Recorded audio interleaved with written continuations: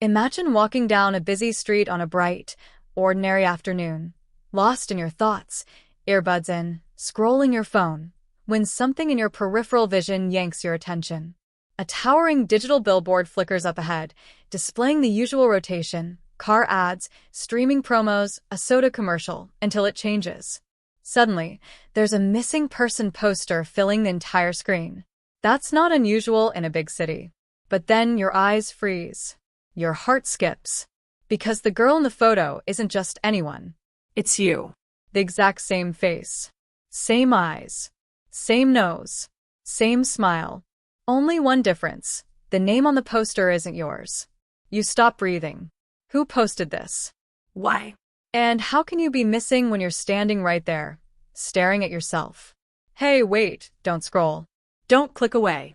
Because if that intro just gave you chills, I promise, you're not ready for what's coming next. You clicked on this video for one reason, to find out the truth behind that mysterious face on the billboard. And I'm going to give you the answer. But not just that. I'm going to take you down a rabbit hole so deep, so twisted, that you won't be able to stop watching even if you tried.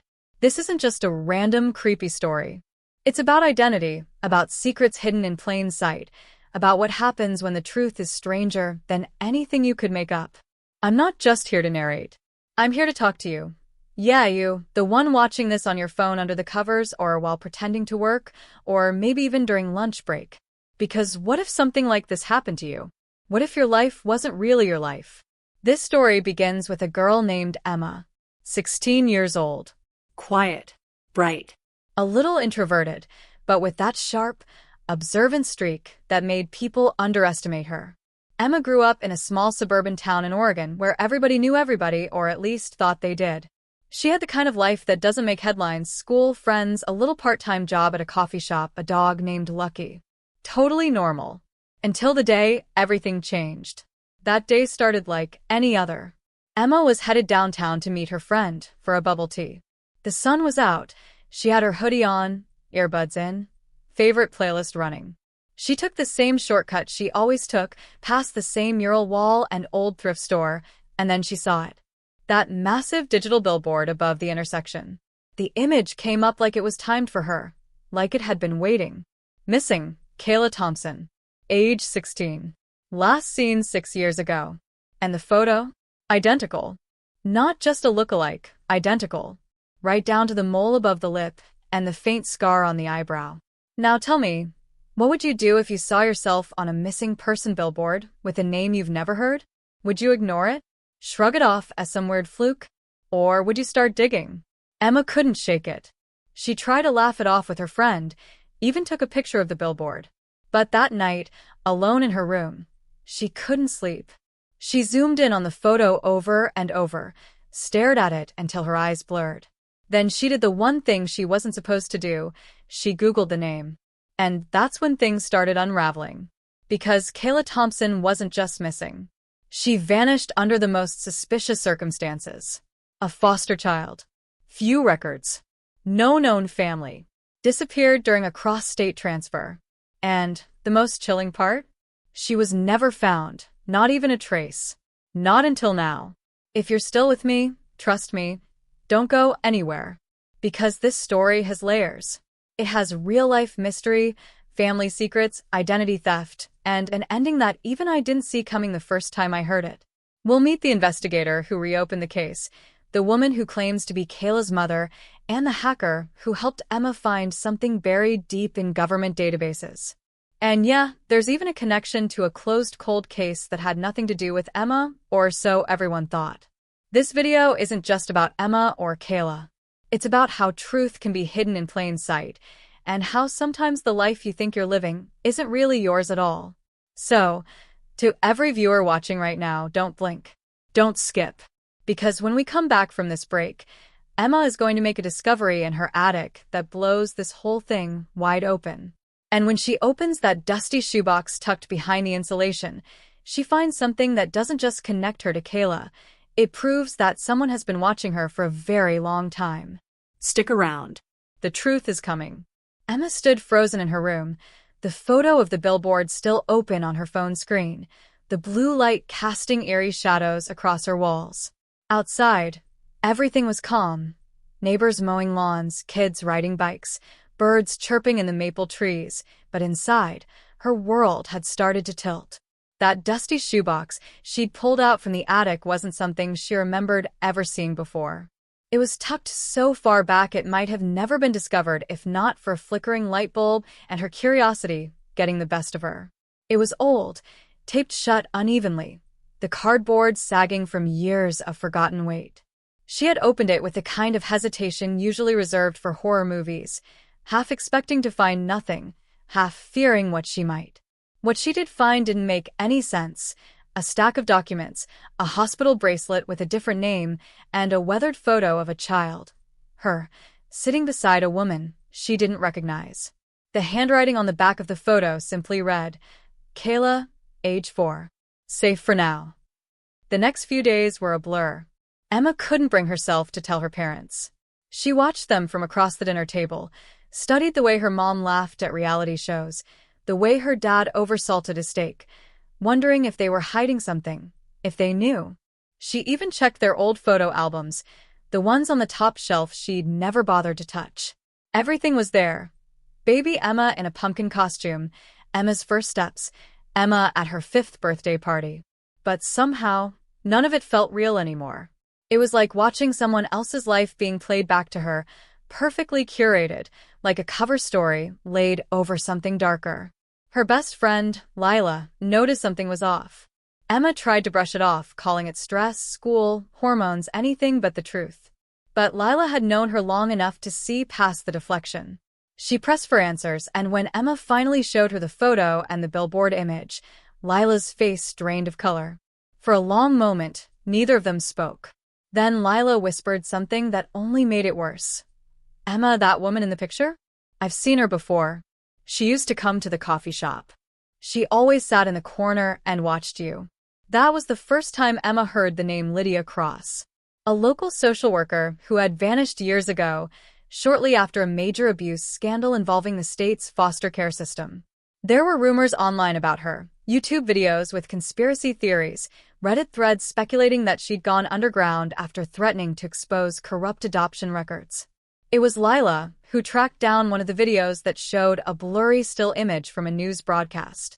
Emma paused it, heart pounding. It was her. The woman from the photo. The one beside young Kayla. Lydia Cross. The caption below read, Whistleblower missing after leaked documents, sparks state investigation. Emma didn't want to believe what all this was pointing to, but the pieces were lining up in ways she couldn't ignore.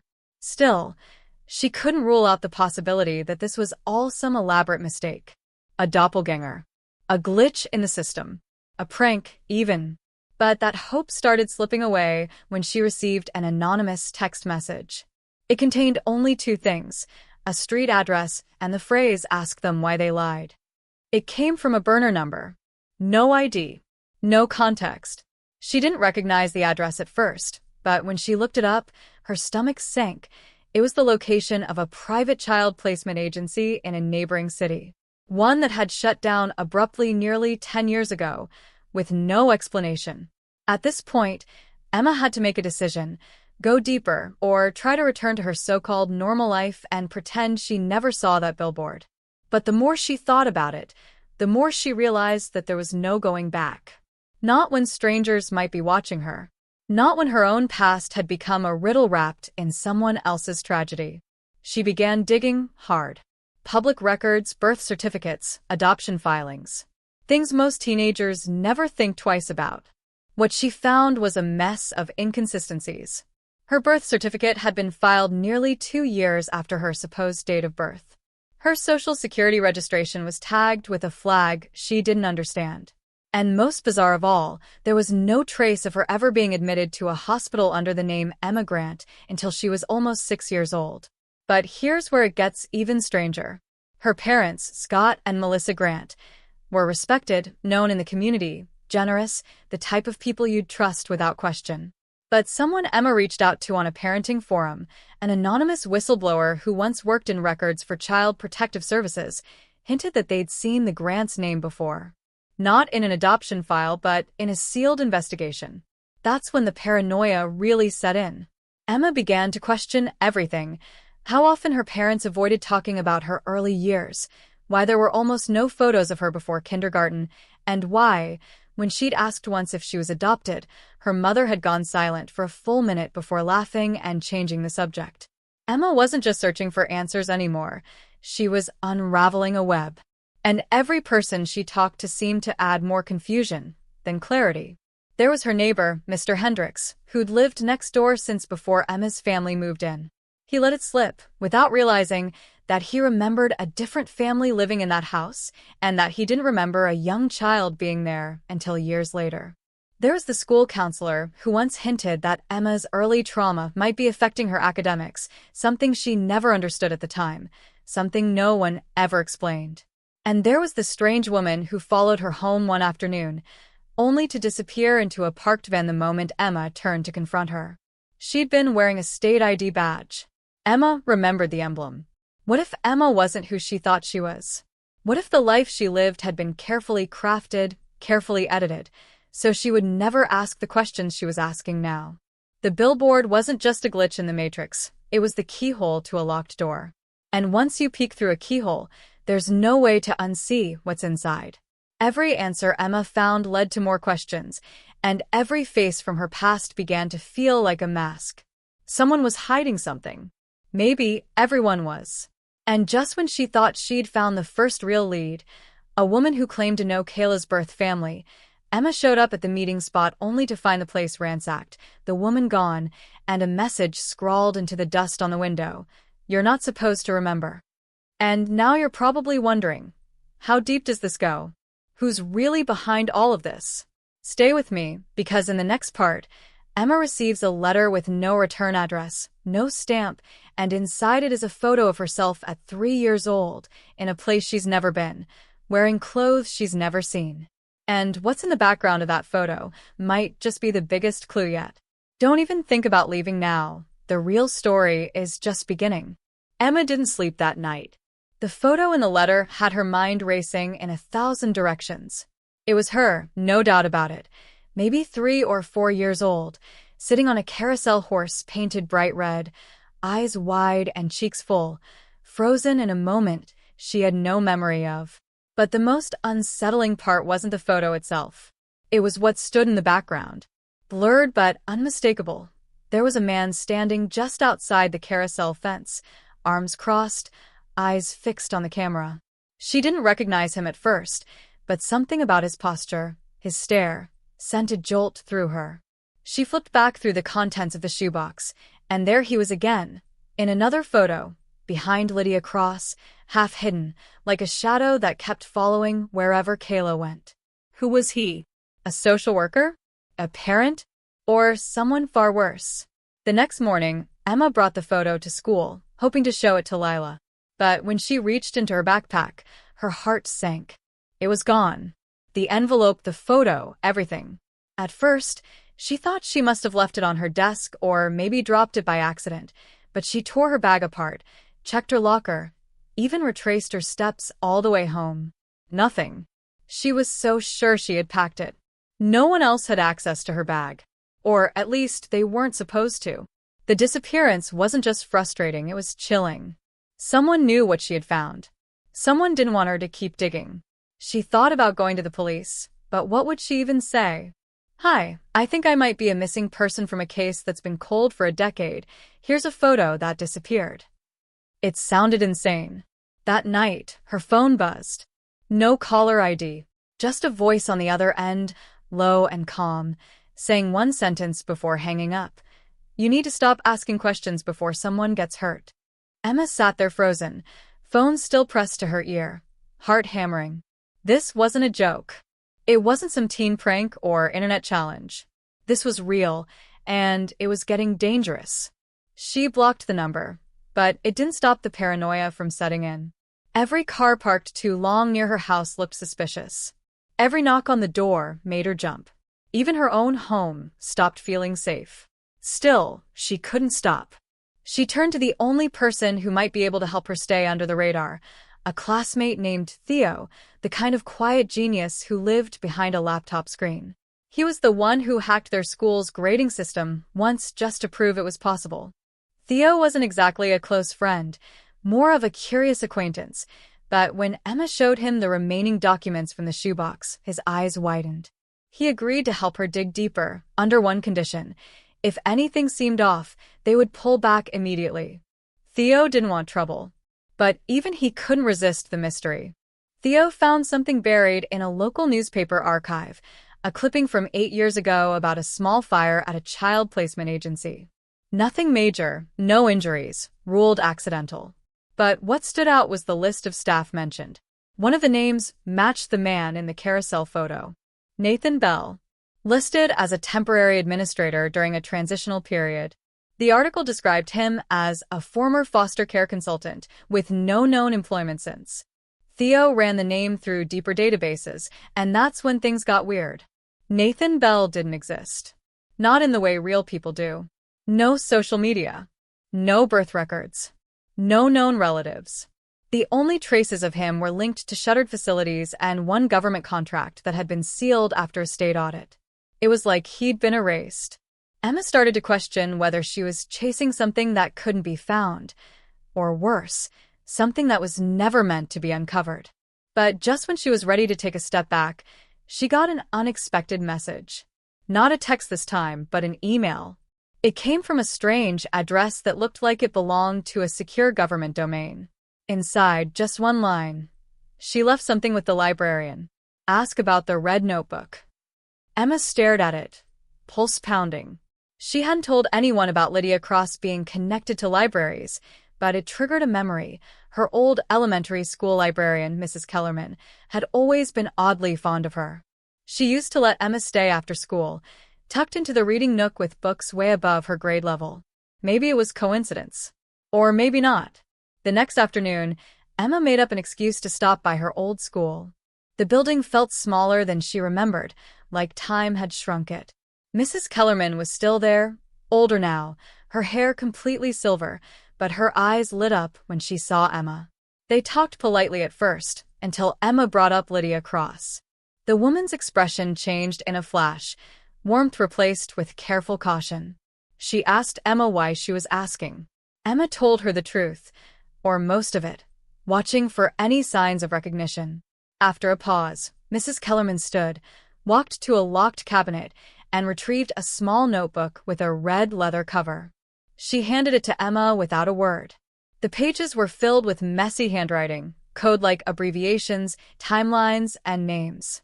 Some names were crossed out, some circled, and one, Nathan Bell, was written in all caps with the words "Do not trust" scribbled beside it in frantic ink. Emma thanked her and left quickly, heart racing.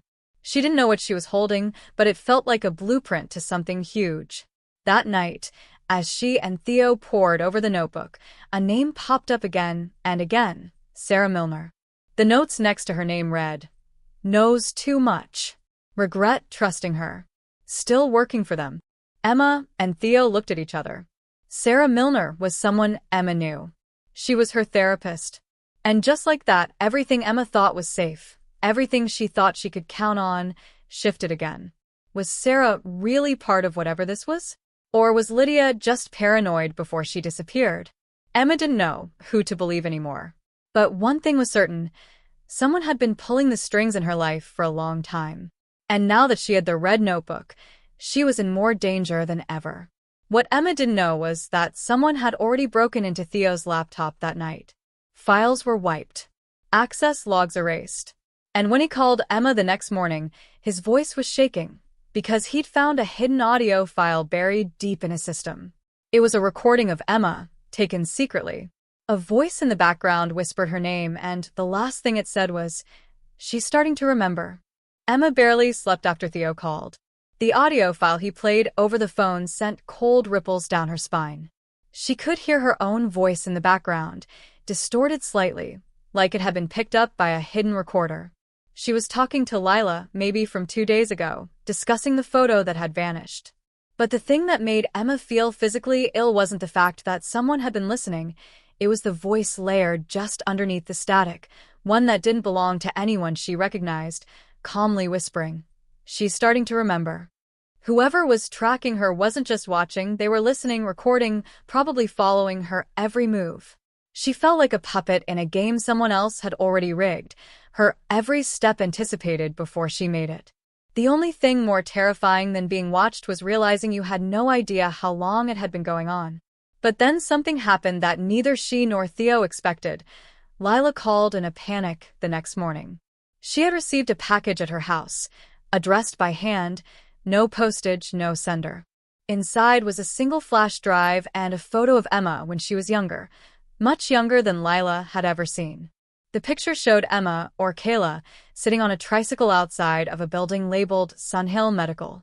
That name meant nothing to Lila, but when Emma searched it, she found that Sunhill Medical had been shut down nearly a decade ago due to ethical violations involving minors.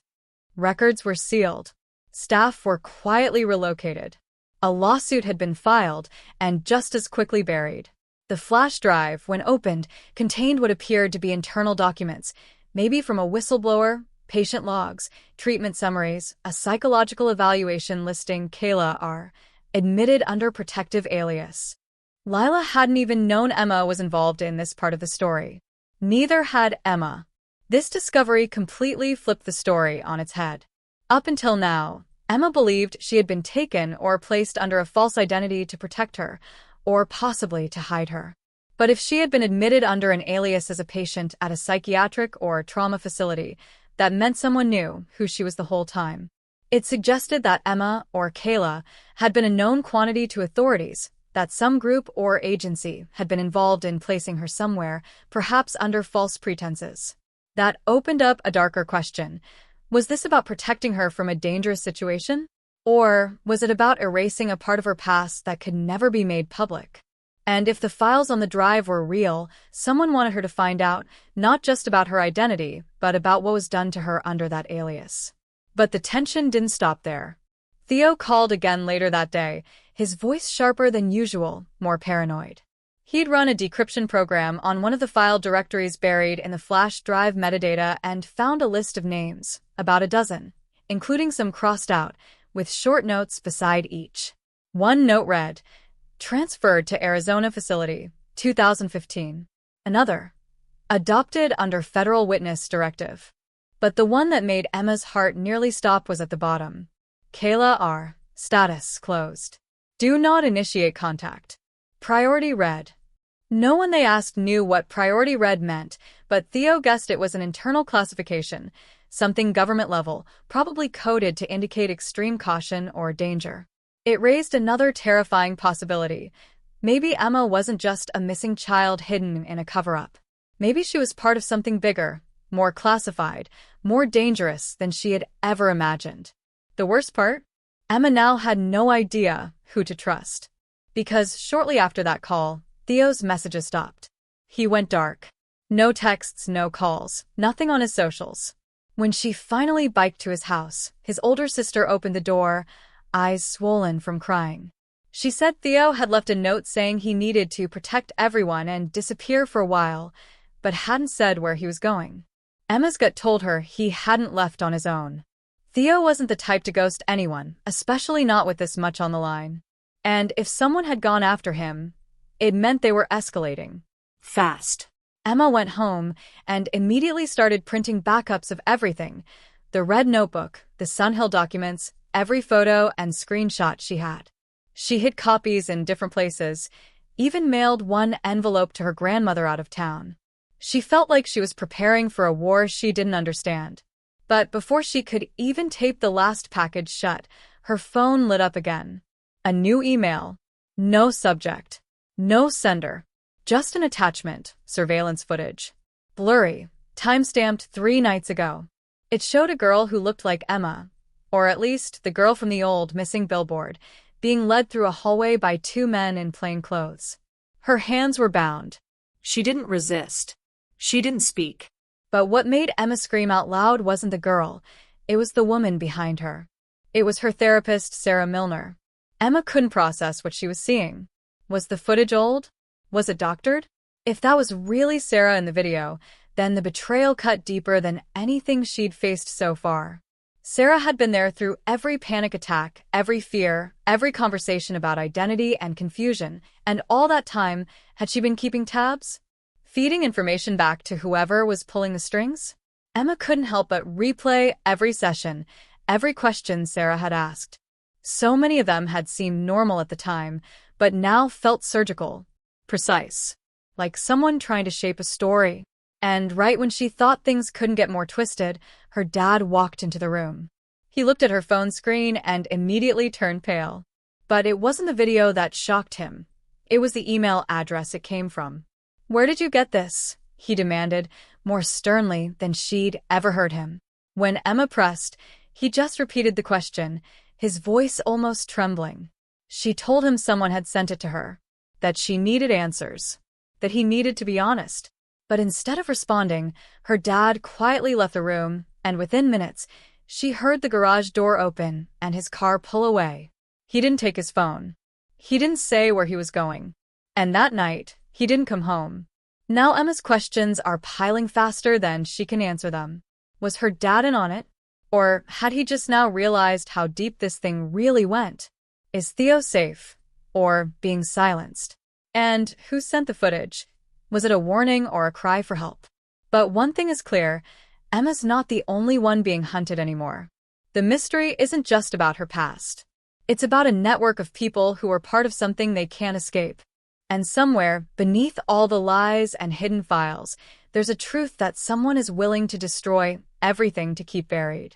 The story isn't unraveling, it's accelerating. And if you think the worst has already happened, wait until you see who shows up at Emma's door the next night, holding the other half of the missing photo. It was just after 2 a.m. when Emma heard the knock on her window. At first, she thought it was part of a dream, some echo of her own rising anxiety manifesting in her sleep. But the knock came again, sharper this time, 3 slow taps against the glass, spaced out like they were deliberate, calculated. Her heart seized in her chest. She sat up in bed, staring at the curtains, barely able to breathe. She didn't move for nearly a minute, praying it was just a tree branch or maybe the wind, until it happened a third time, this time followed by the faintest scrape of something against the glass. Gathering every bit of courage she could, Emma pulled back the curtain just enough to peek outside, and that's when she saw it. Not a person, but a shape, a hooded figure standing just beyond the edge of the porch light's reach, facing her window. The face was obscured, the posture stiff, and before she could blink, the figure raised one arm and placed something gently on the ground, then turned and disappeared into the darkness. No car, no footsteps, just gone. Emma didn't sleep after that. She waited until the sky began to lighten before creeping outside. What she found chilled her to the bone, a single manila envelope, sealed and unmarked except for a hand-drawn red circle on the back. Inside was a photo of Theo. He looked like he'd been caught on a security camera, walking into what looked like a warehouse. But his face wasn't calm. It was panicked. His head turned towards someone just off frame, and his mouth was open like he was shouting. The image had been printed in high contrast, almost grainy, but Emma recognized him instantly. Behind the photo was a note, typed in block letters. "You're not the only one they're watching." That's when the full weight of it hit her. This wasn't about rediscovering her past. It wasn't a journey of self-discovery or identity anymore. This was a hunt, and she was the prey. Her paranoia shifted into overdrive. Every noise in the house felt sinister. Every face on the street suddenly seemed unfamiliar, like someone was wearing someone else's skin. At school, Emma noticed a silver sedan parked 2 blocks down from the entrance, the same one she'd seen idling near her house the day before. It never moved, never parked close enough to be obvious. But it was always there. She started snapping pictures of the license plate, but every time she tried to run it through an online checker, the site either crashed or returned nothing. She even asked Lila to try from her phone, but got the same result. That's when Emma began to consider something terrifying. Maybe the people behind this weren't just hiding in shadows. They were in systems. Embedded. Quietly erasing records, deleting trails, scrubbing any piece of evidence that could connect the dots. The digital world, which had always felt like a shield, was turning into a labyrinth of blank walls. And then came the disappearance. Not Emma's. Not Theo's. Lila. She was gone. Emma found out when she called Lila's phone and got no answer, which wasn't like her. They'd been in contact constantly, and Lila never went dark. When Emma biked to her house, she saw her friend's bedroom window wide open, curtains fluttering in the breeze. The front door was locked. Her car still in the driveway. But Lila was nowhere to be found. Her parents, who had left town for a short trip, were still unreachable. Emma stared at that open window, ball rising in her throat. Nothing was broken. No sign of a struggle. But that made it worse. It felt intentional. Controlled. Like someone had removed her cleanly, with precision. Back at home, Emma sat on her floor, surrounded by printouts, the red notebook, and the photo from the envelope. She kept going back to one question. Why now? Why was everything unraveling so fast? Why was someone accelerating this? And as she flipped through the pages of the notebook again, looking for something she might have missed, she noticed a small symbol scribbled in the corner of one page, one she hadn't paid attention to before. It was the same red circle that had been on the envelope. And next to it, in Lydia's jagged handwriting, were the words, "This means they've already been inside." Emma dropped the book and looked around her room. Her laptop had been sluggish lately. Her phone battery drained even when idle. There had been nights she thought she left things in one place, only to find them moved. She thought it was stress, but now she realized it might have been surveillance. Or worse, someone coming into her house while she slept. The violation of that thought cracked something inside her. This was no longer fear, it was psychological warfare. Someone wanted her to spiral. To break. And she was beginning to feel like they were winning. She needed answers. She needed a person, a place, a real clue that hadn't been filtered through shadowy threats or surveillance games. So she did something desperate. She visited the place from the photo on the flash drive, what was left of the Sunhill Medical Building. It had been fenced off, condemned, graffiti-covered, and half-swallowed by nature. But as Emma stood in front of its crumbling brick exterior, she swore she felt something stir in her memory. Something primal. A hallway. A flashlight. A man's voice telling her not to cry. And just when she was about to step onto the property, a voice from behind stopped her cold. "You shouldn't be here. Not alone." Emma turned, ready to run, ready to scream. But the person who stood behind her was someone she never expected. Someone she thought had vanished years ago. Someone who had once been declared legally dead. It was Lydia Cross. Or, at least, someone who looked exactly like her. Emma stood frozen in front of the crumbling remains of Sunhill Medical, her breath caught in her throat as she stared at the woman who looked exactly like Lydia Cross. Same sharp jawline, same intense gray eyes, same small scar under her left brow that Emma remembered from the photos and the notebook scribbles. But Lydia was supposed to be dead. She had vanished 10 years ago under circumstances so vague that even the official reports contradicted each other. Some said she ran away. Others hinted at mental instability. One even implied she had been the victim of a botched relocation attempt tied to her connection with Sunhill. Yet here she was, very much alive, very much real, standing just feet away, staring at Emma like she'd been expecting her. "I was hoping you wouldn't come here," Lydia said, her voice a low whisper that carried an eerie calm. "But I figured eventually you would." Emma didn't know whether to scream, cry, or bolt back toward her bike. But something about Lydia's presence made her stay rooted. "You're supposed to be dead," she finally managed to say, her voice cracking with disbelief. "I know," Lydia said simply, and that's when everything began to shift. The woman explained that everything Emma thought she was uncovering, her missing identity, the flash drive, the photos, even the therapist Sarah, wasn't the result of some loose conspiracy. It was part of a long-term controlled narrative designed to test something far darker. Lydia claimed Sunhill hadn't been a hospital in the traditional sense. It was a behavioral conditioning facility, privately funded and government-protected, where children were placed under aliases and monitored for long-term psychological experiments. Emma, or Kayla, wasn't just a missing child. She had been part of a closed experiment. The red notebooks, the planted clues, the surveillance, it was all part of something they called the recall cycle. A system meant to test how much memory could be stripped and then slowly reconstructed under curated circumstances. Emma wasn't stumbling on these clues accidentally. She was following a trail left for her, intentionally. Her entire discovery had been orchestrated. Emma shook her head, unable to accept it. "You're lying." Theo found the files. He wasn't part of this. Lila wasn't part of this.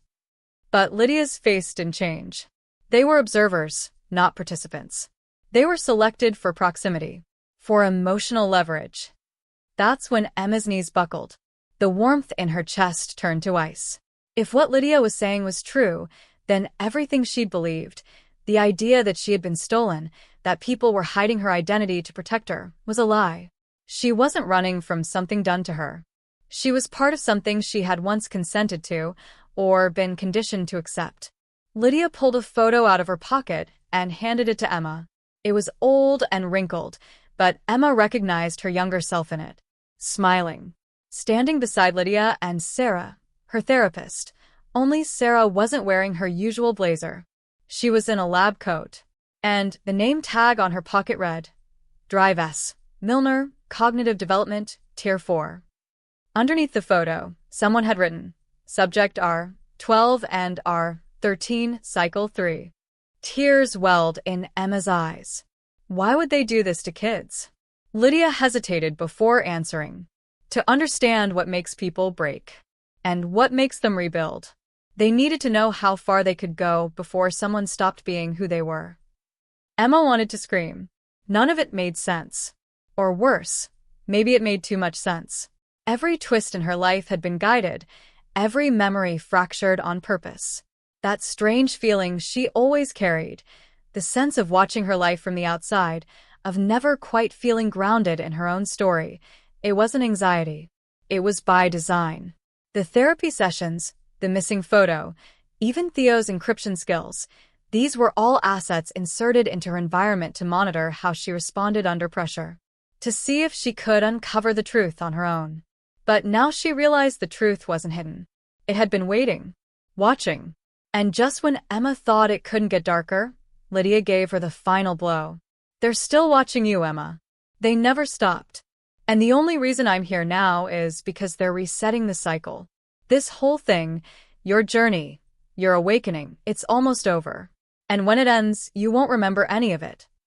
Emma couldn't breathe. Her skin crawled. Every step she'd taken had been part of someone else's playbook. Even the rebellion, the investigation, the fear, it was all part of the recall process. And now she stood at the edge of a cliff with no idea how to climb back. Worse, she didn't even know if the cliff was real. She looked at Lydia, her voice shaking. Why are you telling me this now? Lydia gave her a look filled with both sorrow and urgency. Because I broke my cycle. And now, they're coming for me too. Then, without another word, Lydia turned and vanished into the trees, leaving Emma standing at the mouth of a building filled with ghosts, holding a photo that might have held every answer, if only she could trust anything anymore. Behind her, a quiet click, like a phone camera. Someone had just taken her picture. Emma didn't run. She couldn't, not because her legs didn't work, but because her entire world had frozen in that moment. The soft click behind her had pierced deeper than any scream. It was too precise, too close. She turned slowly, scanning the overgrown lot behind her, half expecting Lydia to have returned, but the woman was gone, swallowed by the woods. In her place stood a man she recognized all too well. It was Mr. Carter, her guidance counselor. The same man who had handed her college brochures weeks ago with a warm smile, the same man who always left his office door open and stocked his candy bowl with her favorite sour gummies. He was holding a phone, and it was still pointed in her direction. Emma's mouth went dry.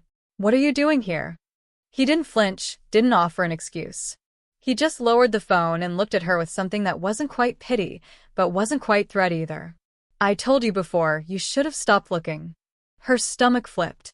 Mr. Carter had been around for years. He was one of the few people who had always been there, even before Sarah started therapy. That realization punched through her chest. He hadn't just been around her for guidance. He had been planted. Another observer. Maybe even a handler. And now, with Lydia's words echoing in her head, everything clicked in place. They were closing the loop, resetting the cycle. And she had little time left before everything she'd uncovered would be scrubbed from her again. "I want answers," Emma said, her voice shaking but firm. "All of it. What was Sunhill really doing? Who's behind this? Why me?" But Mr. Carter just sighed, like a father tired of his child's stubbornness. "I'm not authorized to tell you that, but I can give you a choice." A black car appeared from the road just beyond the trees. Tinted windows, silent engine. Its presence didn't even startle Emma anymore. She had begun to expect the surreal. Mr. Carter gestured toward it. "You get in that car, Emma, and this all goes away. We'll relocate you. Start fresh. New city. New life. You'll be happy. You'll never remember this nightmare." Emma took a step back, fists clenched. "And if I don't?" He didn't blink. "Then you'll be labeled unstable. Dangerous. You'll be discredited, isolated, and monitored until you become a non-threat. You'll spend the rest of your life knowing the truth, but unable to prove it. You'll watch people disappear around you. You'll never trust anyone again." The ultimatum hung heavy in the air. It wasn't just about safety anymore, it was about identity, autonomy, and the cost of truth. Emma thought about Theo, who was still out there, trying to trace a clue he thought was real. She thought about Lila, whose disappearance may have been punishment for getting too close. She even thought about her own parents, or at least the people who had raised her, and wondered just how much they had known. Had they loved her, or had they been following instructions?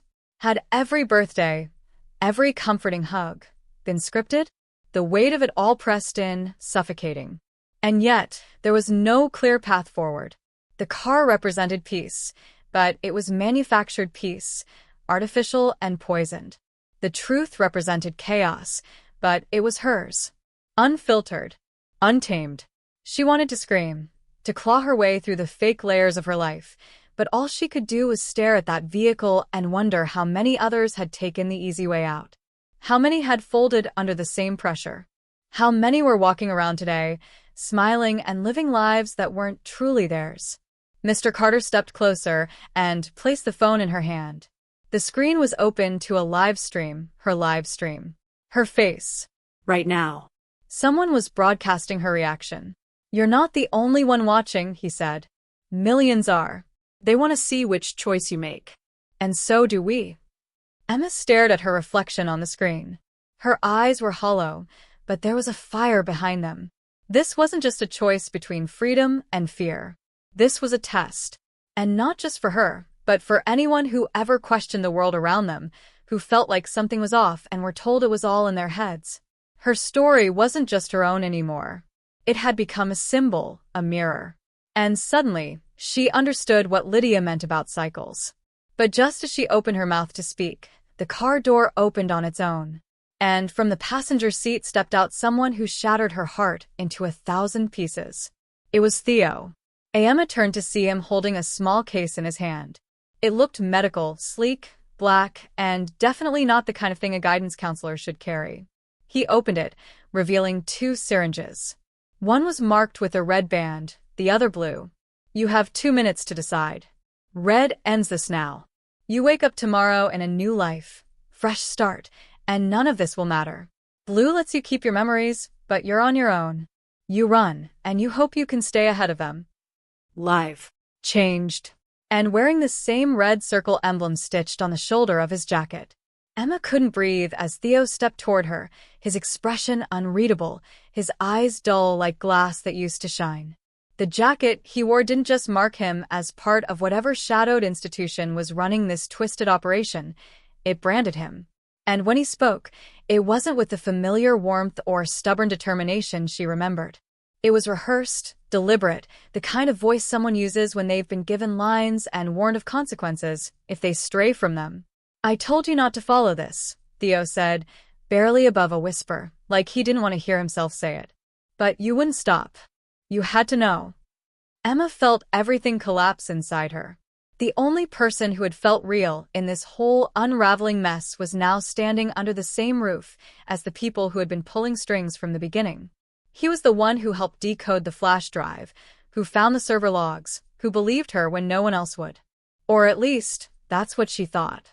Now, every memory she had of him twisted like a knife, every late-night call, every shared theory, every touch of concern, it all felt rehearsed. Another part of the recall cycle. Her voice cracked. "You were with them the whole time?" Theo didn't answer right away. He looked down, jaw tightening, something flickering in his expression that resembled guilt. "At first, no. But then they came to me, said you were unstable. Said if I didn't help them steer you back to the protocol, they'd shut you down for good." Emma took a step back, her vision blurry from the sting of betrayal. "You fed me clues. I try to keep you safe," he snapped, and for a moment his mask slipped. "You think you were the only one monitored? I've been watched since I was 15. They knew I was smart. They knew I'd follow the threads. That's why they used me. But I didn't expect you to get this far." The car door slammed shut behind him, and suddenly Emma realized how exposed she was. There was no one left to trust. Not Theo. Not Mr. Carter. Not even Sarah, who'd been the first to hand her the breadcrumbs of her fake recovery. The truth wasn't just that her memories had been manipulated. It was that her entire environment had been a controlled ecosystem. The school, the therapy sessions, the random people who conveniently gave her rides or advice or support, they were part of something massive, coordinated, funded. She wasn't one of a few. She was one of hundreds, maybe thousands. Theo glanced around and leaned in, voice lowered. "Emma, there are other subjects. Across the country. Some don't even know they're part of it yet. You were just one of the first to break through. That's why they care so much. That's why they want to erase you." Emma's heart pounded in her ears. Her instincts screamed to run, but her feet were rooted. If this was really bigger than her, if there were others out there trapped in the same mental cage, then what would happen if she disappeared? They'd just keep running the same cycle on new kids. People like Lydia. People like her. Mr. Carter spoke up behind them. "It's time to go."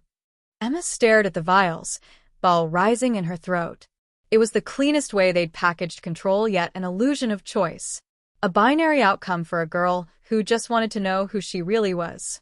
Behind her, Theo's expression hardened again, but his hand moved, slowly, toward his pocket. She caught it. A flash drive. He palmed it and passed it to her without making eye contact. "It's not over," he muttered under his breath. "Not if you choose the right one." Her hand closed around it. The plastic felt warm, pulsing almost, like it held something alive inside. Maybe it did. Maybe this was the real truth, what they didn't want her to see. And suddenly Emma understood. This wasn't about choosing between forgetting and remembering. It was about choosing to fight. To take every memory, every thread, every haunting image from those therapy journals and drag them into the light. The wind picked up. Somewhere in the distance, a siren echoed. Maybe a police cruiser. Or maybe it was them, closing in. Time was up. Mr. Carter stepped forward, syringe in hand, his calm slipping into something colder. But Emma didn't move. Not yet. Because now, for the first time, she wasn't just reacting. She was calculating. And then, behind her, another voice called her name. Not Theo. Not Carter. Her mother. Only she wasn't supposed to be here. And the worst part? Emma didn't know if she was real. Emma couldn't tell if her legs were shaking from adrenaline or disbelief as she turned toward the voice that had haunted her since childhood lullabies. Her mother, if that's who she truly was, stood just beyond the edge of the clearing, framed by the drifting fog like a ghost emerging from the forgotten. She wasn't crying, she wasn't screaming, she was calm, too calm, as if she had been waiting for this moment all along. Her eyes met Emma's and didn't waver. Not with recognition, not with maternal fear, but with resignation. "Don't let them control how this ends," she said, and then glanced at Carter. "She deserves the truth. All of it." Carter hesitated for the first time since Emma had ever known him. His eyes darted between the woman and Emma, and in that tiny pause, In that flicker of doubt, the entire structure they'd built around her began to splinter. Emma stepped forward, her voice rising with a fury that had lived in her chest since the first moment she saw her own face on that missing poster. "You were there, weren't you?" she demanded. "All those years. Watching me. Were you even my real mother?" The woman didn't answer right away. But her silence wasn't denial. It was grief. "I was your handler. But I wasn't supposed to love you." Emma's stomach dropped. Her mind raced to remember every touch, every bedtime story, every lunchbox packed with care. Were they scripted? Were they surveillance? Or was it possible she'd found something real in the middle of all this manipulation? "I joined the program after I lost my daughter," the woman continued. "You were assigned to me. Just a number. A profile. You were supposed to be part of a behavioral conditioning test, memory suppression, trauma remapping, full-cycle identity restructuring. But you were more resilient than they planned. You remembered things you weren't supposed to. You kept digging. And I couldn't stop you. Because the closer you got, the more I saw pieces of my real daughter in you." Carter took a step forward now, his face a mask of fury and urgency. "This is irrelevant. You're breaking protocol." Emma backed away, clutching the flash drive Theo had slipped her. "I'm breaking more than that." Carter reached into his coat, faster than anyone could react, and suddenly the air shifted. Not with gunfire, not with screams, but with electricity. A sharp, humming tone filled the clearing, and lights blinked along the edges of the trees. Drones. Surveillance drones. They had been tracking her movements for hours, maybe days, and now they were descending. One by one, they formed a circle overhead, blinking red, scanning, recording. This wasn't just cleanup anymore. This was execution. "Emma, don't do it," her mother shouted, stepping between her and Carter, just as he lunged. But Emma had already moved. She bolted past Carter, dodging the swing of his arm, and sprinted into the woods with only the flash drive and Theo's whispered warning guiding her. Branches tore at her skin, her lungs burned, but she didn't stop. Behind her, she could hear footsteps. At least 2 sets, maybe more. They were hunting her now, not to silence her, but to control the narrative. If she got the drive online, if she made it public, the entire system would crack. Sunhill, the recall protocols, the memory cycles, it would all unravel. She stumbled into an old ranger station, long abandoned, tucked at the edge of a crumbling state park. Dust covered the consoles, but a humming modem in the back blinked faintly. Someone had been using this place. She slammed the door shut and wedged a broken chair under the handle. Her hands shook as she jammed the drive into the terminal and prayed the files were intact. Names, locations, procedures, video logs, medical notes. All of it spilled across the screen like a river of truth finally breaching its dam. And then the door burst open. Carter, alone. He didn't speak. He raised his hand, revealing a small device, a neural pulse generator. One burst, and her memories would scatter. She'd be wiped clean. He stepped forward, steady, calculating, every bit the man who had been managing her future, like a lab rat in a maze. But Emma didn't back down. "You think I'm afraid to forget again?" she said, voice cracking under the weight of everything. "I've already lived half my life, trying to remember who I am. If you wipe me now, someone else will find this. Someone always does. It's over." He raised the device. She hit send. The modem screamed to life. And then, darkness. A pulse. White light. Emma hit the ground. Silence. When she woke up, she was in a hospital. Not sterile white, not cold, but warm and oddly familiar. Her body ached, her vision swam, but something was different. A nurse passed by, didn't recognize her. Her arms were unbranded. Her records were blank. The world had reset. But as she sat up, a small television mounted in the corner buzzed to life. News anchors. Breaking story. Massive data leak. Behavioral program exposed. National reckoning underway. Lawsuits. Whistleblowers. Hearings. And in the lower corner of the screen, her face.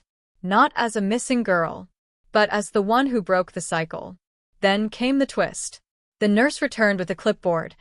"Welcome, Emma," she said sweetly. "We're so glad you've decided to start over." On her name tag was the same red circle. The weeks that followed unfolded like a dream Emma wasn't sure she could trust. After the leak went viral, the nation turned its gaze toward a secret that had been quietly operating in the shadows for decades. Senate hearings were launched. Whistleblowers emerged from every corner: former therapists, ex-military operatives, even data analysts who had processed behavior logs but never knew exactly what they were working on. Social media exploded with the hashtags #ProjectRecall and #WhoWasI as people began questioning their own memories, their own childhoods, even the faces in old photographs. Emma watched it all from a quiet, undisclosed location under a temporary witness protection status, surrounded by federal agents who couldn't decide whether to see her as a hero or a liability. She was no longer just the girl who had seen her face on a missing poster. She had become the face of a nationwide reckoning. But even with the weight of justice tilting in her favor, Emma didn't feel victorious. The truth had come out, but so had the cost. Theo was still missing, last seen boarding a train out of state the day after the breach. Her so-called mother vanished without a trace, her name removed from every registry. The flash drive had cracked open an entire system, but it didn't restore the years Emma had lost, the ones written over by a life that never truly belonged to her. She had lived 2 decades chasing a truth that had been repeatedly buried under layers of synthetic memory and manufactured trust. And even now, despite everything, she could feel the residue of that manipulation clinging to her like fog that never quite lifts. As part of her rehabilitation, Emma met with a different kind of therapist, one not affiliated with any agency or institution, someone whose credentials had been verified 10 different ways before she would even agree to sit in the room. In those quiet sessions, she didn't talk about conspiracies or government cover-ups. She talked about the night terrors, the way she flinched when certain songs played, the times she doubted the taste of her favorite food because she couldn't remember if she actually liked it or if it was part of the constructed personality someone once gave her. Healing wasn't linear. It wasn't fast. But it started slowly in pieces. And one day, while walking through a small local park under a name no longer hers, Emma saw something that stopped her cold. A child, maybe 10 or 11, standing near a digital billboard with a look on her face that Emma recognized instantly. It wasn't confusion. It wasn't fear. It was recognition. The poster above the girl's head flickered between advertisements for a local election and a public service announcement about missing children. And for a split second, the screen glitched, revealing an old image, a surveillance photo, pixelated and fast, but enough for Emma to see it. Another face, another subject, another cycle. Emma's breath caught, not from fear, but clarity. This wasn't over. The recall project may have been exposed, but offshoots could still exist: splinter groups, international programs, tech companies continuing the research under different names. The system was cracked, not broken. And if there were others like her still trapped in the lie, still trying to remember who they were before someone rewrote their identity, then Emma couldn't walk away from that. Not yet. She sat on the bench, pulled out the small encrypted phone that had been gifted to her by one of the investigators sympathetic to her cause, and opened a secure channel. Her fingers hovered for a moment before she typed just one line. Found another subject. Need verification. Seconds later, a reply appeared. Location? She looked up again. The child was gone. But something told her the trail had just begun again. Emma stood, brushing the dust from her jacket, and walked out of the park without looking back. The world had changed, but some systems weren't designed to disappear. They waited. They watched. And sometimes, they came back wearing a different face. But now, so did she. And that's what made her dangerous. Because this time, Emma wasn't the girl on the missing poster. She was the one tracking the people who made them.